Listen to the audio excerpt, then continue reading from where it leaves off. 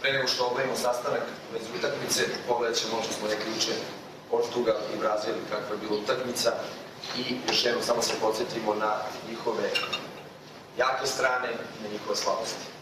I onda ćemo reći kako ćemo vidjeti. U redu? Pa, isto.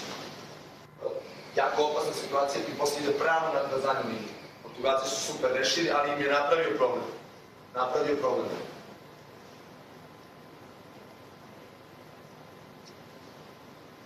Mi smo se dogovorili kako to radimo. Živjeti, tako. Svi mi imamo isti zrelosti.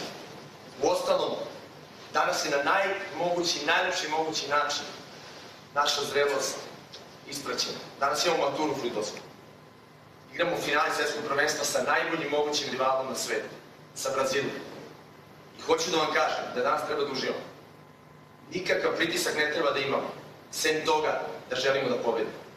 A to je onaj osnovni pritisak zbog koga smo rođeni, zbog koga igramo fudbal. Da uživamo i da pobedimo, tako? Hoću da vam kažem, momci, da danas ne treba uopšte niko da se posebno ističe. Vi ste se već istakli. U kom smislu? Pojedinačno, da se bori za svoju neku reputaciju. Svi koji ste ovdje, ste već se istakli. Svi za vas znaju. Sve vas čeka vrhunska karijera. Danas treba da igramo za tim. Danas treba da budemo jedinstveni. Kao što smo bili do sada i još više.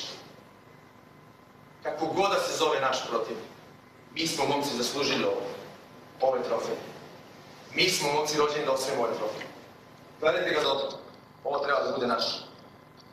Kako god bude bilo, samo da damo sve od sebe. Kao što smo davali do sada. Danas mora pečat da bude. Danas je matura. Danas polažemo ispit. Danas uzimamo diplomu. I idemo kući sa zlatom. Sad hoću svi da ustanete, momci. Hoću da se zagrlimo svi, kao što smo uradili prošli put, dođite svi ovako. Svi da se zagrlimo, zaista napravimo. Hoću sledeće, momci. Ne treba sada da čitamo molitvu niti bilo šta. Ovde hoću da se gledamo u oči. Hoću da svako kome treba da zažmuri, neka zažmuri. I neka misli zbog čega smo zaslužili ovo. Šta je svako od vas uradio u svom životu zbog čega je zaslužio ovo. Šta je svako od nas i za koga hoće da osvoji ovo. Zagrlite se lepo da osjetimo jedan drugoga. Minut ćemo jedan da očutimo malo svako za sebe.